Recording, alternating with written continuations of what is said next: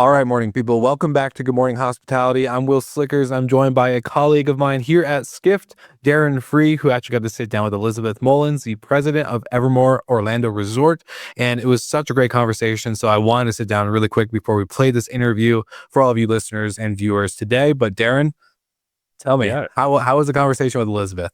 Yeah, we had a great conversation. It was a lot of fun. We kind of talked about how luxury travel is evolving and it's becoming more about having the time and space to connect with people. It's all about human connection. Group travel, Evermore Orlando is built for group travel. So we talked about how that's kind of evolving and how their approach to creating moments of connection is evolving. So yeah, I think your listeners will really enjoy this. Yeah, one of the things I loved from the conversation as I was getting to be a fly on the wall was around when Elizabeth was talking about, if we can room 32 people in one of our homes, or if we can have X amount of people, we should have X amount of chairs at the dining room. Then we should Yes. have a bathroom for every room. Like, it shouldn't feel like you are trapped in a small hotel room and disconnected more than not, and maybe even running over each other, because even though the space says it can hold X amount, which we all know in the short-term rental industry or the sector, as we cover on the show often, is that these attention to details when travelers are coming to a big vacation home, spending a good amount of money and a good amount of time in this destination or in the property itself, that these attention to details are crucial. Yeah, when you throw a big group together, like when I'm planning a big group trip, it's fun to plan, but it's also a little daunting. And I'm like, there's always stuff that like might slip through the cracks, or like Evermore really like takes care of all of those little moments. And I think like one of the things Elizabeth impressed on me was like the best moments aren't really the planned moments. They're the conversations, the dinners, the jokes, the unexpected moments that happen in between. 100%. And I also love that when she was telling the story of the creation of Evermore, it was during the time of the most lonely time of our history, probably, and which was during COVID, and how, that intentionality of building a destination for connectedness is so important, and that they were kind of in at a great time. And we even talked about after the recording saying, like, there was a time where we talked about creating a destination was the main goal, where people used their vacation home or used the hotel as the destination itself. And she brought up a great stat. They thought more people would spend 3 days at Disney and one at Evermore during their trip, but it's the exact opposite for them, where it's 3 at Evermore and 1 day at Disney. So what an incredible reversal. Yeah, I know. I love that. It makes me want to book a trip down there. 100%. So for the listeners that are maybe a little bit more intrigued or curious about the conversation, we're going to play it for you right here, right now on Good Morning Hospitality. Make sure to check out the links in the show notes and enjoy.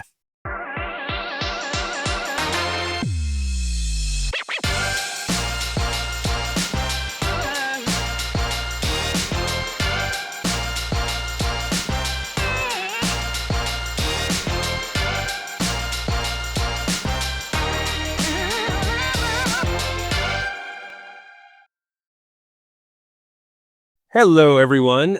Welcome to Good Morning Hospitality. Darren Free here with Skift Studio. And I'm really excited about today's conversation. We're talking about why human connection and togetherness have become a bigger part of the conversation in hospitality, maybe even a new way to think about luxury. And joining us today is Elizabeth Mullins, the president of Evermore Orlando Resort.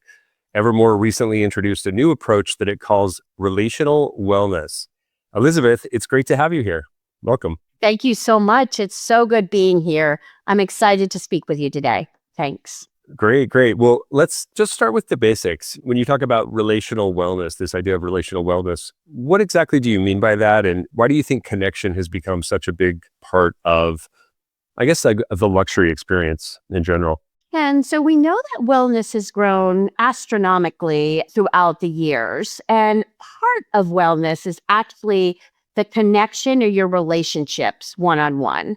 And quite frankly, that has become one of the most important and largest drivers in travel.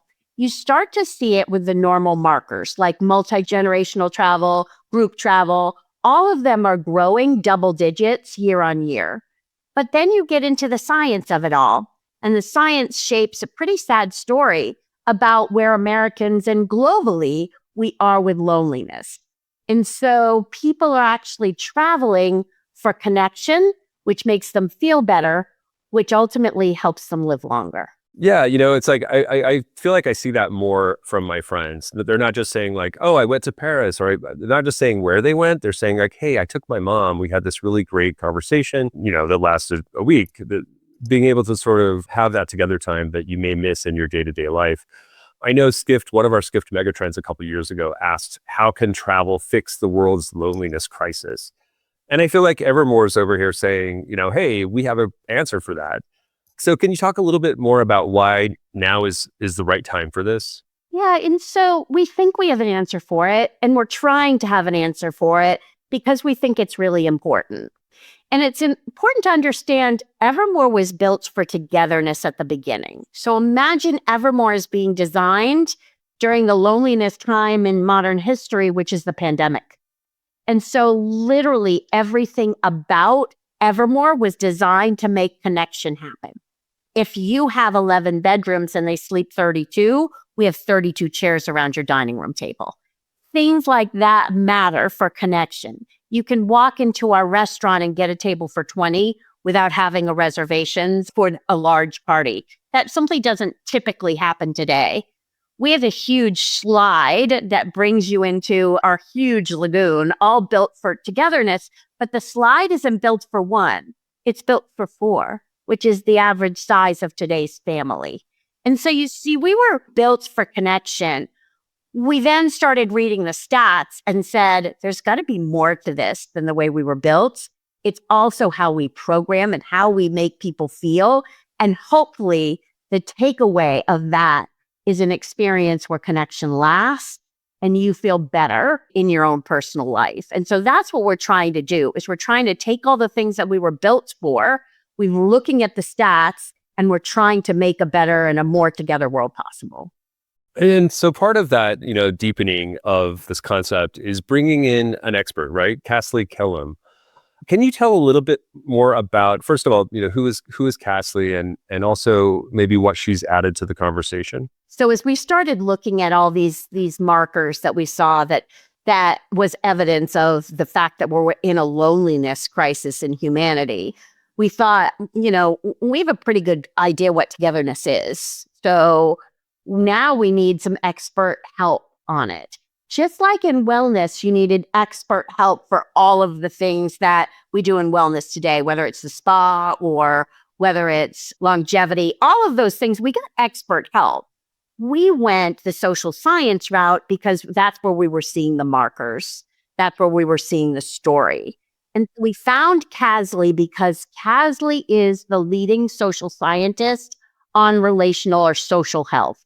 And she's the person that went to the World Health Organization and said, we're missing something under your wellness pillar. We're saying wellness overarchingly is very important, but we're not talking about the quality of relationships and togetherness as being part of that. And they said, you're right. And they added another segment to their overarching wellness strategy and said, social health and togetherness is a critical component for wellness overall. So when we found that, we engaged Kasley, and Kasley became involved with us, but she wasn't easy. We had to prove ourselves that we were actually thinking this way. And even today, she's helping us work through not just what's physically built. She thinks we're pretty good there, but everything we program, the service we give, and what we do with our own employees, that's what she's helping us redefine. Yeah, you mentioned in one of our conversations that, one of the first things she did was challenge you on this idea of the employee experience. And, saying if this is really your purpose, it has to start before the guest arrives.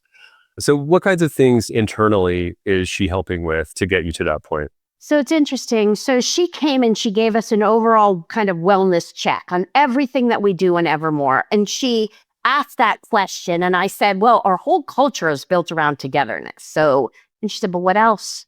And she kept challenging with what else. And so my team and I went back and we tried to solve for what else. So now from a moment a job is posted until now you're having your first interview, relational wellness is talked about, and it talked about in a way that inside our culture is about togetherness, but we provide this for the guests. Now the onboarding contains relational wellness. Now your 30-day check-in is about relational wellness. Did you make a best friend at work? Are you happy? Are you connected? How can we help you? What are other things that you want to do? How are we connected to the Evermore family? To the, now it's time for your review, you're 6 months in. How do we bring relational wellness into that? To the training, how we're continuously training on relational wellness. And we went through step by step. I think there's 16 of them, and added relational wellness into each one of these steps. I had a conversation with Kasley last Thursday, and she almost got a little misty-eyed when she heard all that we had done, because she saw how deep we believe and how passionate we are on this topic. I also did my own research. And in my research, I asked specifically about hospitality. And in hospitality, I would think we're generally gregarious, outgoing people. And I would think, hey, there's no loneliness there. I was wrong. It's actually at 50%. And what everything I read said is that it's that high because hospitality people give so much of themselves at work. What we do when we create service and experiences give. And so we now have a moment of off time and we tend to retreat. And so there's nothing in it for us. We're not actually fostering our own relationships. We give to everybody else. And I thought that was fascinating. Oh, that's so interesting. As I'm hearing you talk about, when you mentioned the place for 32 people around the dining room table, I thought about the short-term rental market. I thought about vacation rentals and how that's not really an option. They may have, I don't know, they may have 5 to 10 bedrooms, but the dining room is so small that it can't seat that many people. That just feels like one example that I also don't hear about, this sort of idea of togetherness to such a degree when I'm looking at vacation rentals. Can you talk a little bit about vacation rental market and how Evermore sort of positions itself in relation to the market? If you took a hotel or a resort, a destination resort, and you combined it with what a vacation rental experience is, and you merge those together, they had a baby, they had Evermore. And so literally what we did is we said, we're going to design a destination as opposed to a vacation rental. You have to figure out the destination. We're going to design one for you.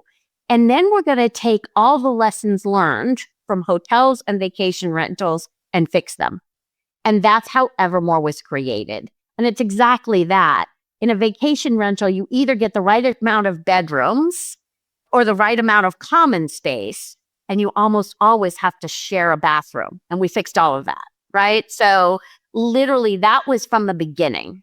So tell me, what about some of the specific activities that, families or groups or friends or, whomever is traveling together, that they can do together while they're in their own villa or room? What kinds of things can they do together? What's new now that you didn't have before? Yeah. And so, first of all, our experiences are always evolving. And now with Kasley, we're very, very thoughtful in the way we put those together. But I will tell you, we're known for 2 things. Number one is we're truly a beachfront resort in the middle of Central Florida. So we have an 8-acre water body called Evermore Bay, and it's surrounded by a true beach. So 20 acres altogether of a beach experience where you can boat, you can swim, you can get into a spa cruisy, which, have a cocktail in hand with a group of friends and actually cruise the bay in a jacuzzi, right? That's That'll be cruising me. around the bay. Yeah, that'll be me. Exactly. So we also are known for golf. So 2 beautiful courses they're 2 legacy golf courses that have been part of the Grand Cypress golf that's known in Central Florida and has been for years. And if you think about golf, generally, you seldom see a solo player out there. Typically, you go out with a golf group, right? And so that's part of togetherness as well. Now I'm going to imagine you're in one of our houses. And our houses are 3 stories. As I mentioned, that common area that's right. So our kitchens cook together, make a meal. That time around the dinner table and in the kitchen together is so connective. And our kitchens are big enough for 32 of you to cook together. 2 fridges, washer and like all the things you would need to make a great meal. If you don't want to cook, our chefs will do that for you. So we have an entire chef home experience where if you think about it in a hotel, you couldn't do that in a guest room. but you can in our homes. Go up a level. And now you actually are in play zone where there's a pool table and there is arcade games and there are all those things. Walk outside. You have your own pool in all of our homes. And you also have huge Jenga games and cornhole and activities to play together. And so that's thoughtful and intentional. When you check in, we give you a puzzle to do, right? A puzzle, because people do that in groups, and a deck of cards. Is that the game you play together? I love that. And it sounds like these homes are big enough to where, when I travel with my family, I also like to have a little bit of my own time, me time and go and do my own thing. But I know the property itself is spacious enough to allow that kind of flexibility as well, right? Yeah, so the homes actually, they're lock-off rooms. And so think about the bedroom in every home is like your own hotel room. But when you open up your door, right, it's got its private bath, all of that. But when you open up your door, you're in a space where now you're connecting with your loved ones. I Right. love that. And I think it's always a balance. You need your own time, right? But when you come together, that typically your own time is not where you're making your memory. The time together is where your memories are made. Your own time is for you to get back in your own space. And then those moments in between that you didn't plan, that you're with those that you love and care for, those are the ones you'll remember forever. Yeah, no, I remember the road trips with my family and not necessarily wherever we arrived. It was all about like getting there. I want to bring this back to kind of the hospitality industry, and first of all, if you're a travel executive, you're a hospitality executive, I also want you to do this for the vacation rental executive, but what's kind of a practical takeaway if they maybe don't have the scale of Evermore? But, what's one thing that they can start doing, tomorrow to kind of evaluate where they're at with the sort of relational wellness idea, or maybe take it to the next level? What can they do? I'm going to be pretty strong here and say that travel and hospitality should have an obligation to make people feel more connected, right? That's should be an obligation that we have. We happen to be built for it. But if you're not built for it, do two things right away. Number one is take a look at your employee process and make sure you've built in some form of togetherness or community, because that's really important. Think about this, that someone calls out today and call them or text them back and just say, I'm checking on you. That might be the only call or text they receive today. And then from the guest standpoint, we're all creating experience and connection points, but do so mindfully. Do so meticulously. At least 2 or 3 of your experience could be to foster social connection. Even if you're a city hotel, you can still create those experiences where people gather. It might be helping someone more than you ever knew. I love that. And how are you measuring success? Like, what does success look like with this program a year from now? Like, when you look back and say, boy, we got Kasley on board. We implemented all of these changes internally and guest facing. What does that look like? So I think there's a few ways to take a look and measure that. On the employee side, right? On that side, our team members, we already measure culture. And so we get a culture score. As part of that measurement, I'll have 2 or 3 biomarkers or markers that will actually measure relational wellness and togetherness as a team. So obviously, that's first to make sure that I get those score points and then to increase them over time. I want people to talk about this is the most connected I've ever felt when I'm on the job. Then from the guest side, it's different. It is, how did you feel when you left? And did you change fundamentally? Success for me looks like the family dinner is no longer a thing in the US because we're all so busy and connected in different ways. But imagine if once a week it is. Imagine if Sunday suppers came back to your table and at least once a week you connected as a family or a friend group. That to me is success because it may have started right here around that home table at Evermore. I love it. Bringing Sunday family dinner back. That's a great place to leave it, I think. Elizabeth, thank you so much for your time and best of luck. Thank you so much. It's been a pleasure. And if you want any more information about Evermore, just look us up at evermore.com. More to follow on relational wellness. And listen, a more connected world is a better one for sure. Absolutely. It's a great note to leave it on. Thank you so much.